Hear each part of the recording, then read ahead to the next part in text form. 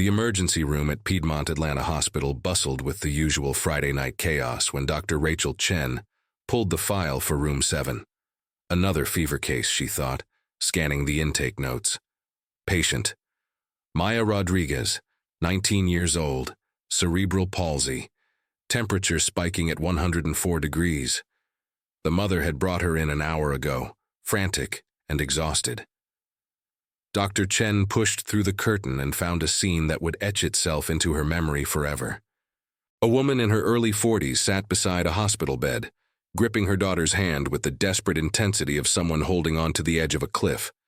The daughter lay motionless except for the occasional tremor that rippled through her thin frame, her eyes half closed, her breathing shallow and rapid. "Mrs. Rodriguez, I'm Dr. Chen. Can you tell me when Maya's symptoms started?" The mother looked up, her face carved with worry lines that seemed too deep for her age. 3 days ago. Just a little nausea at first. I thought maybe something she ate. Then the fever came, nothing brings it down, nothing works."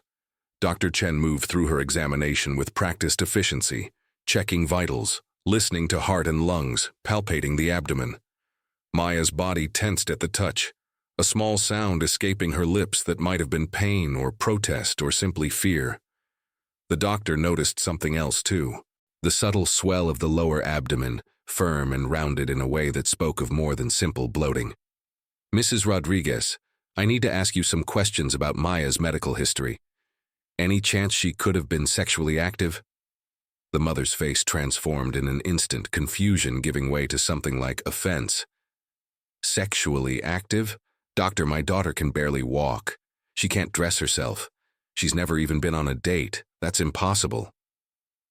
"But doctor," Chen had learned long ago that impossible was a word that rarely applied in medicine. She ordered the standard workup for any female patient of childbearing age presenting with abdominal symptoms and fever. Blood work, urinalysis, and yes, a pregnancy test. Standard protocol, nothing more. 45 minutes later, Dr. Chen stood outside the room, staring at results that made no sense and perfect sense all at once. The pregnancy test had come back positive, strongly positive. The ultrasound confirmed what the lab work suggested. Maya Rodriguez was approximately 15 weeks pregnant. The doctor took 3 deep breaths before walking back through that curtain. She had delivered difficult news before: terminal diagnoses, life-altering disabilities, losses that shattered families. But this felt different. This felt like detonating a bomb in slow motion. "Mrs. Rodriguez, I need to speak with you privately." They moved to a small consultation room, sterile and windowless, designed for conversations nobody wanted to have. The mother sat on the edge of her chair, her body coiled with tension, sensing that whatever came next would change everything. "Your daughter is pregnant, about 15 weeks along." The words landed like physical blows. "Doctor." Chen watched the mother's face cycle through disbelief, confusion, denial, and then finally, a dawning horror that seemed to age her a decade in the span of seconds. "That's not possible," she whispered, but her voice carried no conviction.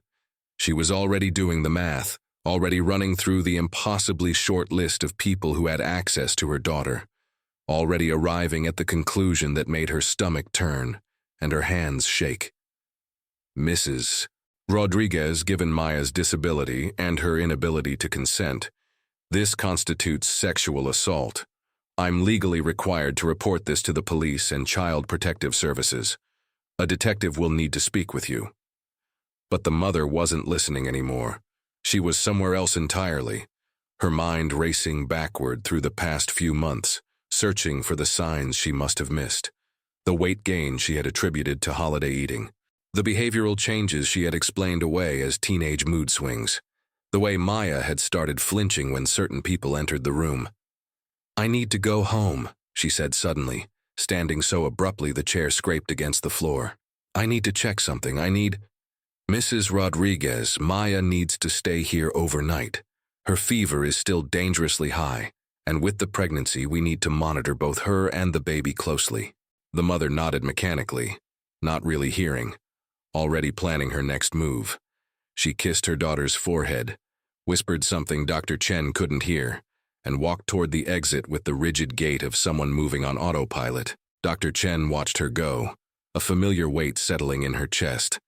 She had been a physician in Atlanta for 12 years, had worked in emergency medicine long enough to recognize the look on that mother's face. It was the look of someone who had just realized their entire world was built on a foundation of lies, and that foundation was crumbling beneath their feet. It was the look of someone about to do something they could never undo. The doctor made a note in Maya's chart, called the police as required by law, and returned to the emergency room where 15 other patients waited for her attention. But her mind kept drifting back to room 7, to the young woman with cerebral palsy, who had tried to speak but could only produce sounds that nobody understood, to the mother who had driven away into the Atlanta night, with devastation written across every line of her face. Somewhere in this city, Dr. Chen thought, there was a man who had done something unspeakable to a defenseless girl. And somewhere in this same city, a mother was about to discover his identity. Whatever happened next, whatever choices were made in the hours and days to come, they would all trace back to this moment, to this diagnosis, to these words spoken in a sterile consultation room on a Friday night in March. The doctor had no way of knowing that within 24 hours, those words would set in motion a chain of events that would captivate the nation, challenge the boundaries of justice, and force everyone to confront an impossible question. What would you do if you discovered your spouse had been abusing your disabled child? How far would you go to protect the person you loved most in the world? The answers, it turned out, were more complicated and more human than anyone could have imagined. The drive from Piedmont Hospital to their home in Buckhead took 23 minutes, but Carmen Rodriguez remembered none of it. Her hands gripped the steering wheel with white-knuckled intensity, her mind replaying a single loop of horror. Pregnant. Maya was pregnant. 15 weeks.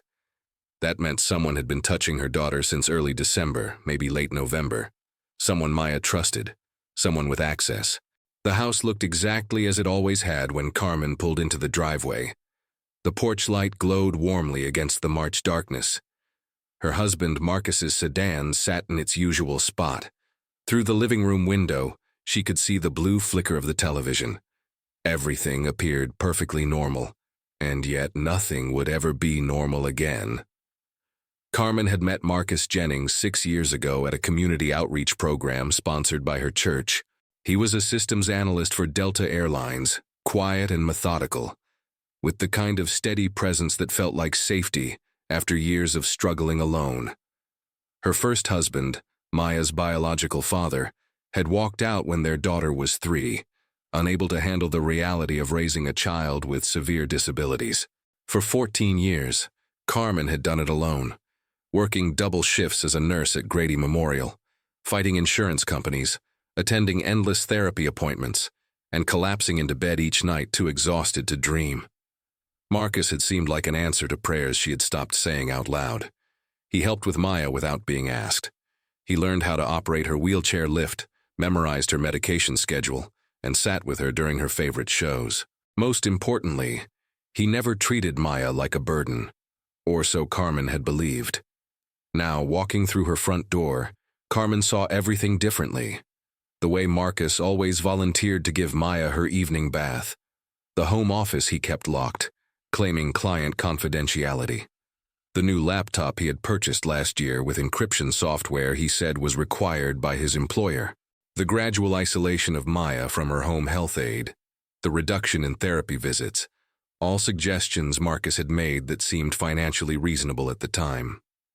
Marcus looked up from the couch as Carmen entered, his expression shifting from casual to concerned in the space of a heartbeat. "You're back early. Is Maya okay? What did the doctors say?" Carmen studied his face with new eyes, searching for the truth beneath the carefully arranged features.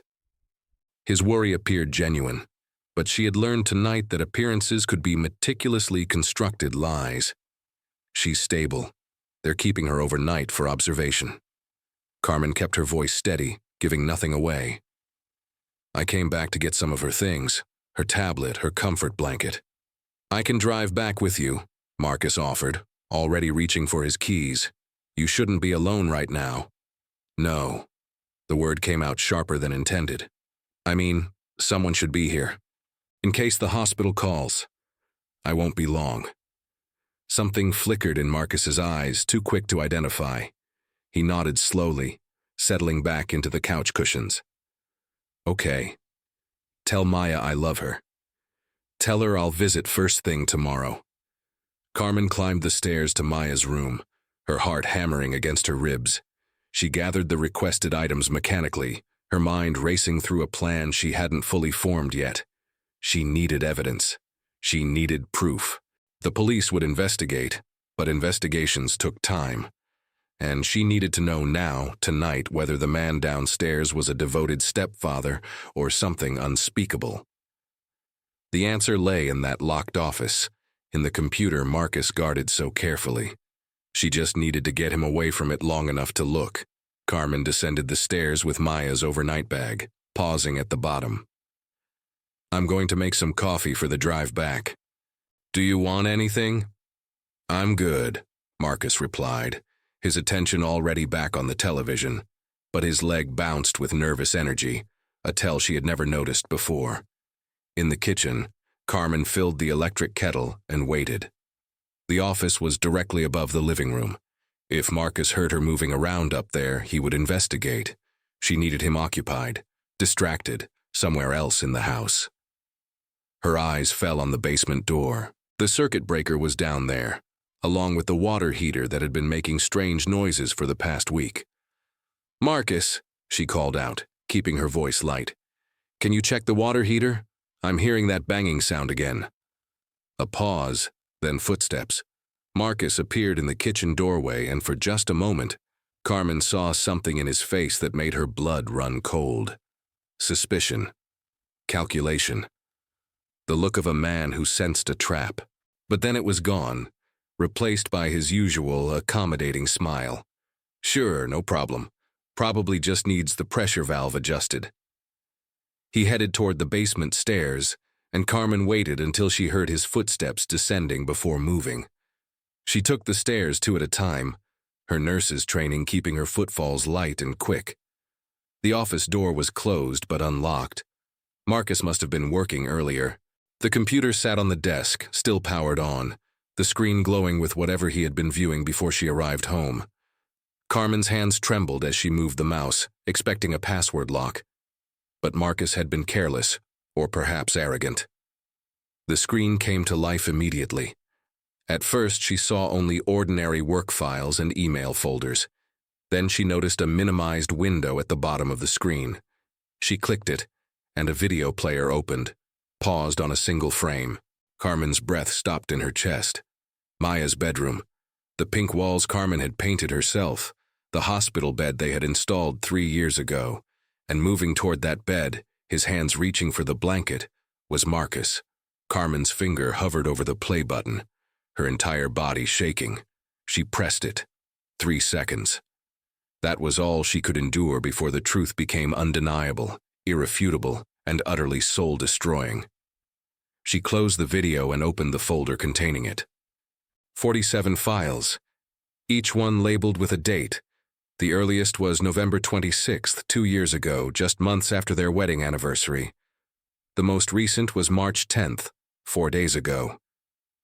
From the basement, she heard Marcus's footsteps on the stairs. He was coming back.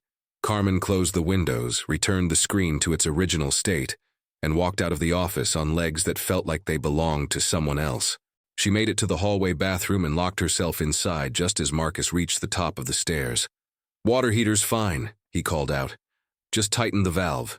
Should be quieter now. Carmen stared at her reflection in the bathroom mirror. The face looking back at her was a stranger's, a woman who had failed her daughter in the most fundamental way possible. A woman who had brought a predator into their home, given him access, trusted him with the most precious person in her world. She had promised herself long ago that she would do anything to protect Maya. Anything. Now she was going to keep that promise. Carmen emerged from the bathroom with a composure that surprised even herself. Years of nursing had taught her to function in crisis mode, to compartmentalize horror and act with clinical precision. She would need that training now more than ever.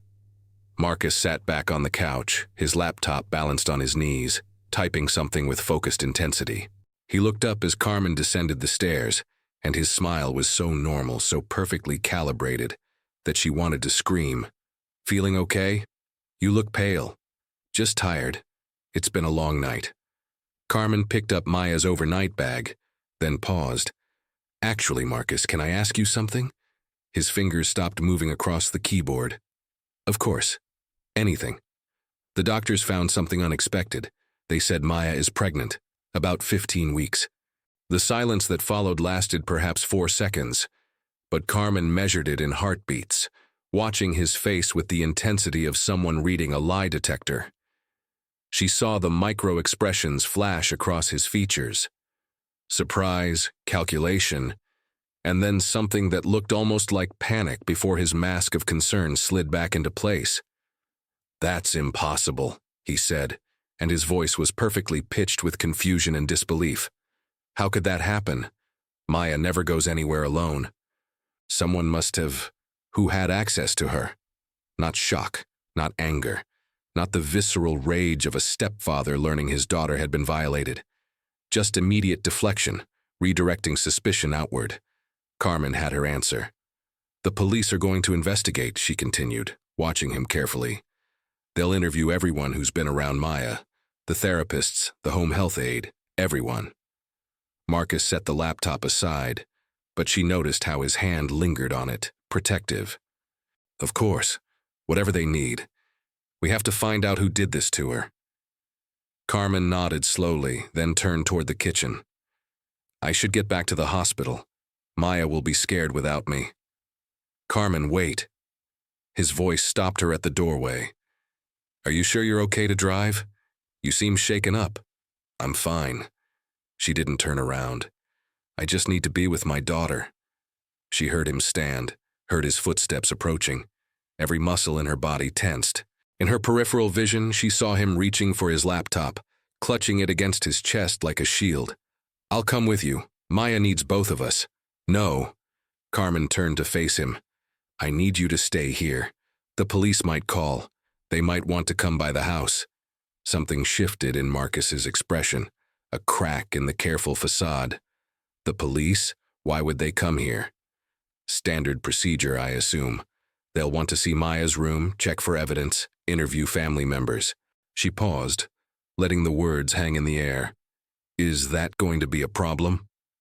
For just a moment, Marcus looked like a cornered animal, his eyes darting to the laptop in his hands, then to the stairs leading to his office, then back to Carmen. She saw him making calculations, assessing risks, planning his next move. "Of course not," he said finally. "I have nothing to hide." Carmen walked into the kitchen, and her hand found the drawer where they kept important documents, spare keys, and the handgun her father had given her years ago for protection. She had never fired it, never even loaded it except at the range where she had taken a single safety course. But she knew how it worked, point and squeeze. She heard Marcus in the living room moving quickly, the sound of the laptop case zipper, footsteps heading toward the stairs. He was going to his office. He was going to try to hide the evidence. Carmen moved back to the living room doorway, the gun heavy in her hand. Marcus stood at the bottom of the stairs, his laptop bag slung over his shoulder, frozen in place as he registered what she was holding. "Carmen, what are you doing?" "I saw them." Her voice was steady, almost calm. "I opened your computer while you were in the basement. I saw the videos, 47 of them." Marcus's face went white, all pretense evaporating in an instant. "You don't understand. It's not what you think. Maya, she's confused. She doesn't process things normally. I was just documenting her behaviors for her doctors." The lie was so monstrous, so grotesque in its audacity, that Carmen felt something inside her break cleanly in two. This was the man she had married, the man she had trusted with her daughter's life. And he was standing in her living room, caught with irrefutable evidence of years of abuse, and still trying to manipulate her. "You raped my daughter," Carmen said, each word dropping like a stone. "For 2 years, you recorded it. You made her pregnant." Marcus took a step toward her, his hand extended. Give me the gun, Carmen. You're not thinking clearly. Let's sit down and talk about this rationally. Maya needs professional help. She's always been troubled, and I've been trying to manage her inappropriate behaviors. But if you misunderstood what you saw, he blamed Maya. Standing there with his crimes exposed, he blamed the 19-year-old disabled girl he had been violating. And in that moment, Carmen made a choice that would change the trajectory of all their lives. She raised the gun.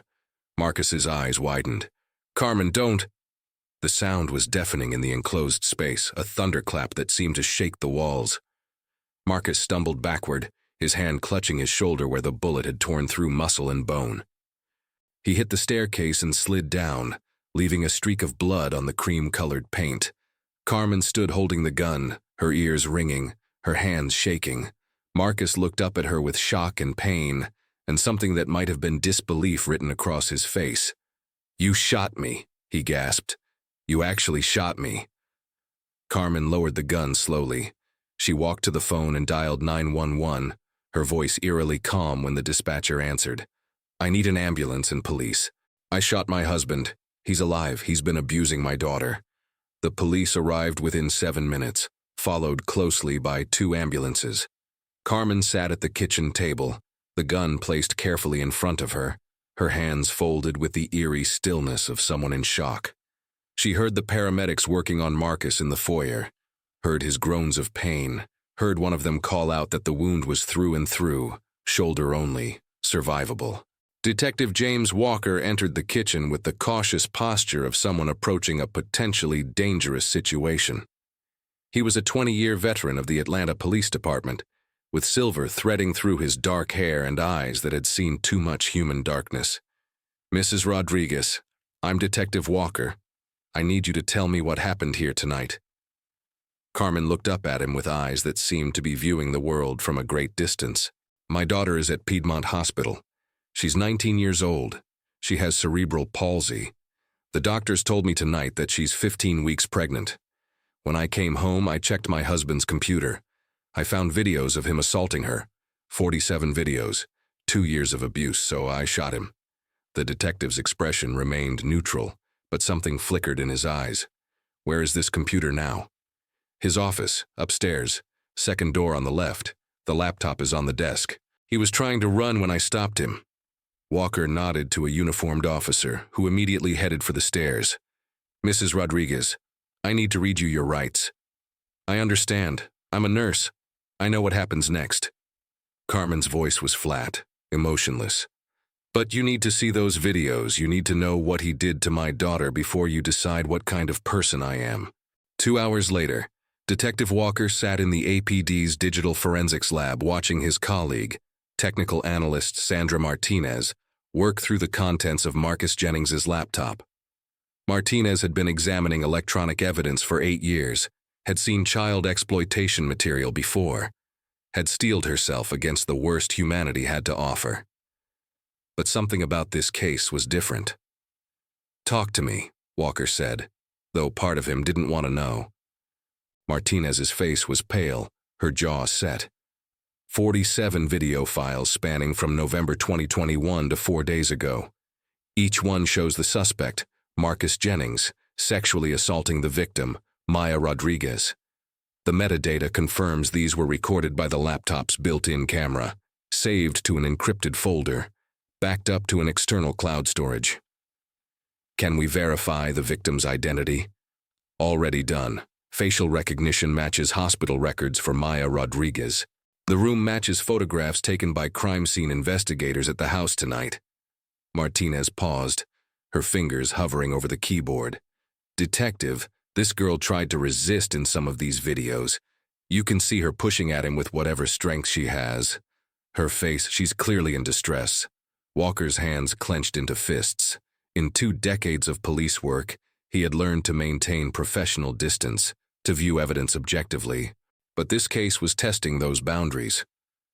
"Frequency pattern?" he asked. "Escalating. Early videos show incidents maybe once a month. By 2023, it's weekly. In the last 3 months, nearly every other day." Martinez closed the laptop. This wasn't opportunistic.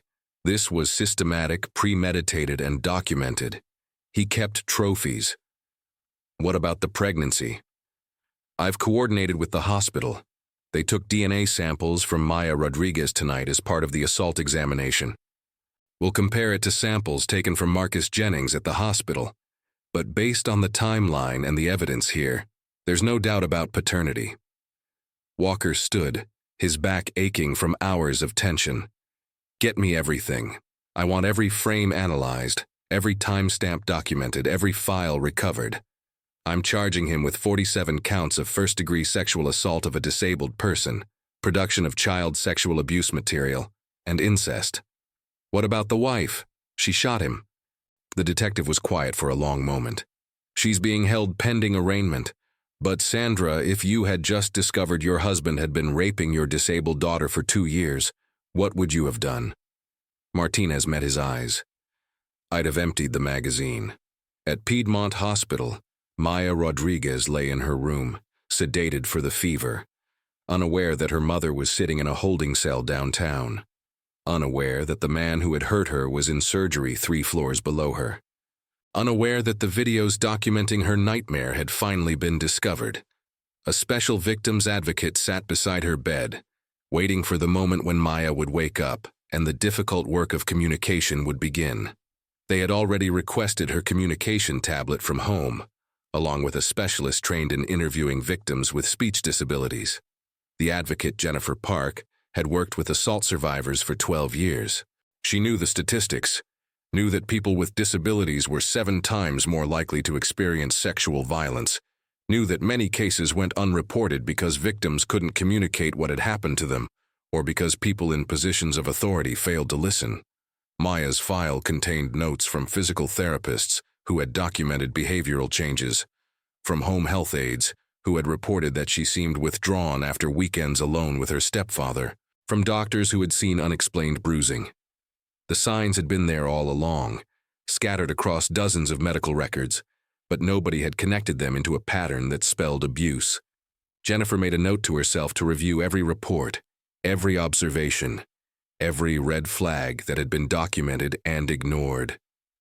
This case would be a reckoning not just for Marcus Jennings, but for the system that had failed to protect Maya Rodriguez. In the holding cell, Carmen sat with her back against the concrete wall, her eyes closed.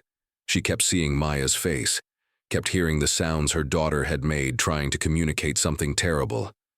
Daddy. Night. No. How many times had Maya tried to tell her? How many opportunities had Carmen missed because she was too tired, too stressed, too trusting? The gun had been meant to protect them. Instead, it had become the instrument of a justice the courts hadn't yet delivered. Carmen knew she would face consequences, but she also knew, with absolute certainty, that given the same circumstances, she would pull that trigger again. News of the case broke 3 days after the shooting. Despite efforts to seal the records due to Maya's status as a sexual assault victim, details leaked through court filings and police reports. By the end of the week, the story had spread across Atlanta and beyond. Local news stations ran segments on disabled victims and the failures of protective services. National networks picked up the narrative, framing it as a mother's desperate act of vengeance against her daughter's abuser. Public reaction was swift and divided. Online petitions demanding Carmen's immediate release gathered 30,000 signatures within 48 hours. Victim advocacy groups rallied outside the Fulton County Courthouse, holding signs that read, "Mothers Protect" and "Justice for Maya." But legal analysts warned that sympathy couldn't override the law. Carmen Rodriguez had shot an unarmed man, then kept the gun in her possession. The fact that Marcus Jennings was a monster didn't erase the crime she had committed. District Attorney Patricia Okonkwo found herself navigating one of the most politically and morally complex cases of her career. The evidence against Marcus Jennings was overwhelming and irrefutable. 47 videos, DNA confirmation of paternity, medical records showing Maya's pregnancy. He would go to prison for the rest of his life. But what to do about Carmen Rodriguez presented a far more difficult question. Okonkwo called a press conference on March 28th, standing before a bank of microphones with the weight of public expectation pressing down on her shoulders.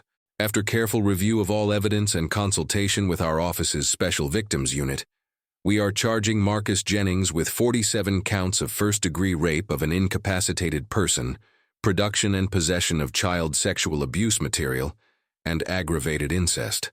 As for Carmen Rodriguez, she will be charged with aggravated assault rather than attempted murder. We recognize that Mrs. Rodriguez acted under extreme emotional distress upon discovering evidence of prolonged abuse. However, we cannot condone vigilante justice regardless of the circumstances. The charges against Carmen carried a potential sentence of 1 to 20 years, but Okonkwo made it clear that her office would recommend leniency, possibly even a suspended sentence, pending psychiatric evaluation and testimony at Marcus's trial. At Piedmont Hospital, Maya Rodriguez had finally been told what the doctors had discovered. The conversation, facilitated by Jennifer Park and conducted with Maya's communication tablet, took nearly 2 hours. Maya's responses came in fragments, single words, and short phrases that painted a picture of sustained trauma. "Did Marcus hurt you?" Jennifer asked gently. Maya's fingers moved across the tablet. "Yes." "For how long?" A long pause. Maya's face contorted with the effort of memory and articulation. "Long time. Long time." "Did you try to tell anyone?" Maya's eyes filled with tears. She pressed the screen multiple times, the synthesized voice repeating the same word. "Yes. Yes. Yes." Jennifer had to step outside the room to compose herself. In 12 years of advocacy work, she had never encountered a case quite like this. A victim who had understood everything that was happening to her, who had tried repeatedly to communicate her abuse, but whose disability had been weaponized against her by both her abuser and the systems meant to protect her. The question of Maya's pregnancy required sensitive navigation. At 19 weeks now, she was approaching the threshold where termination became legally complex and medically riskier. But more importantly, the decision belonged to Maya herself. Using her tablet and with support from a trauma-informed counselor, Maya made her choice clear. She wanted to keep the baby. When asked why, her response was halting but determined. "Mine, my baby, I choose." Jennifer understood what others might not. For Maya, who had spent her entire life being told what she couldn't do, who had been defined by her limitations, motherhood represented agency. This child, conceived in violence, was still hers to protect and love. It was the first major decision of her adult life that was truly her own. Marcus Jennings, recovering from surgery at Grady Memorial Hospital under armed guard, attempted to construct a defense through his court-appointed attorney. He maintained that the videos were medical documentation, that Maya had behavioral issues requiring monitoring, that the pregnancy was the result of her own actions with some unknown third party. His attorney, Michael Foster, withdrew from the case after viewing 3 videos. The replacement attorney filed multiple motions to suppress evidence, all denied. There was no defense strategy that could explain away what existed on that laptop. Carmen Rodriguez appeared before a judge for her arraignment on April 3rd. She entered a plea of guilty to aggravated assault, waiving her right to trial. Her attorney, a public defender named Lisa Chen, had advised her that fighting the charges would be futile given her clear confession. But Chen also knew that the sentencing would be where the real battle took place. "Your Honor," Chen addressed the judge, "my client committed a violent act. She doesn't deny that. But she committed it after discovering that her husband had been systematically raping her disabled daughter for 2 years. She acted in a state of acute psychological distress that any parent would experience under such circumstances." The prosecutor didn't contest the characterization. This was a case where both sides essentially agreed on the facts, differing only in what those facts meant for justice. Judge Harold Martinez set sentencing for June, pending psychiatric evaluation and the outcome of Marcus Jennings's trial.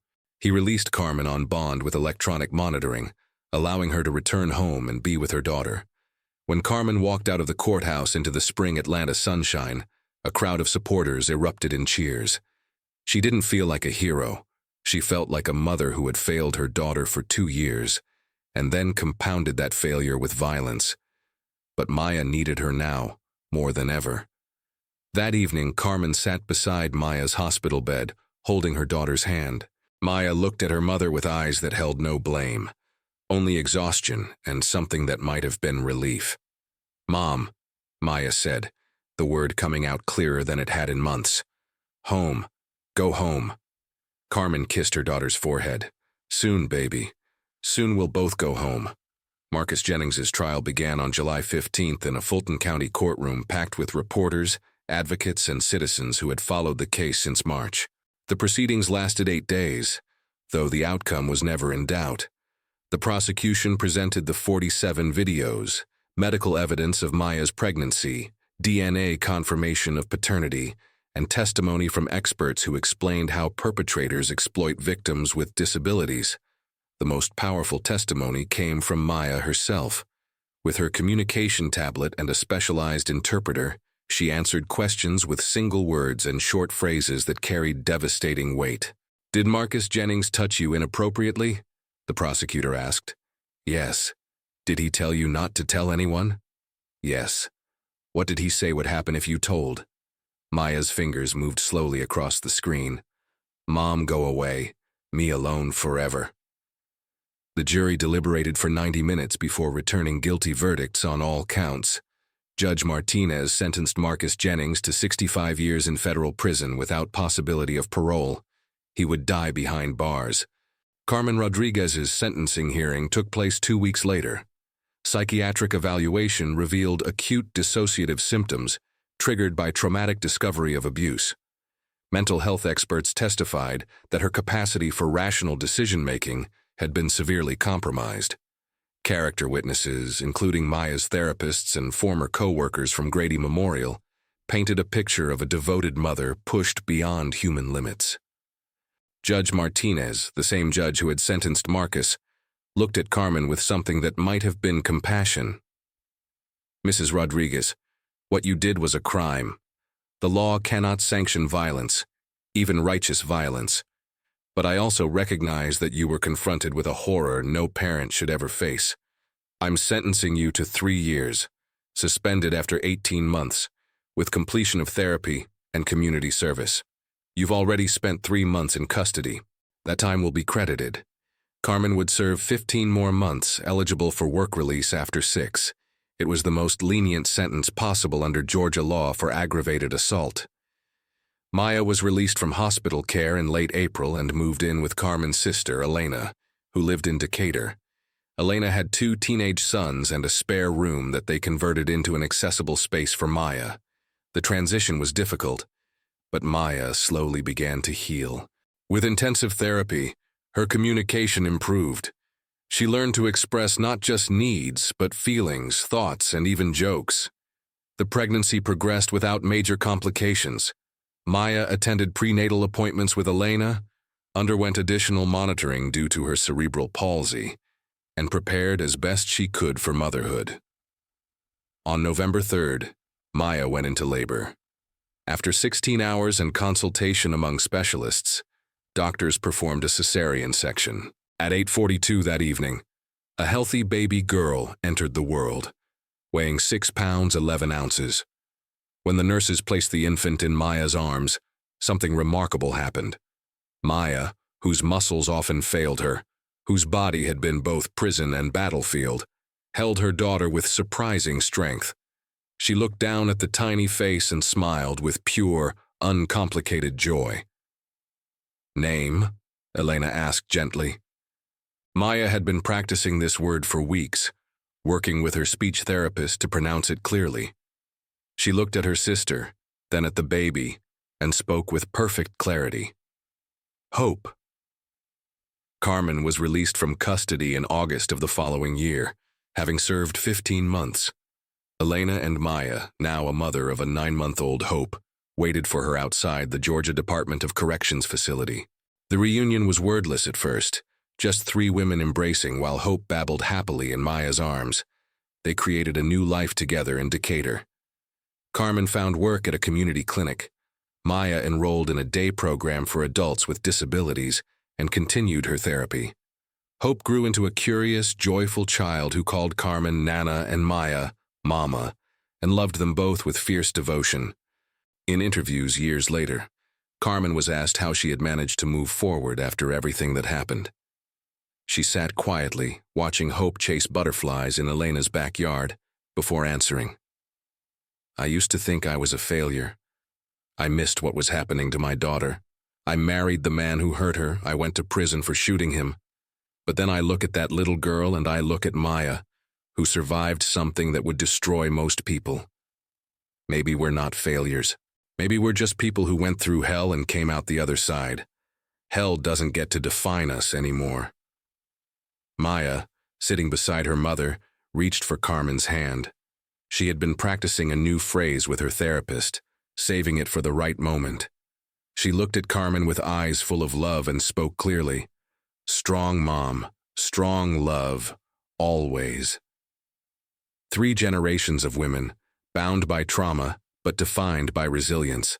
A daughter who found her voice, a mother who fought for justice, however imperfect, and a child named Hope, who represented the possibility that even from the deepest darkness, light could emerge.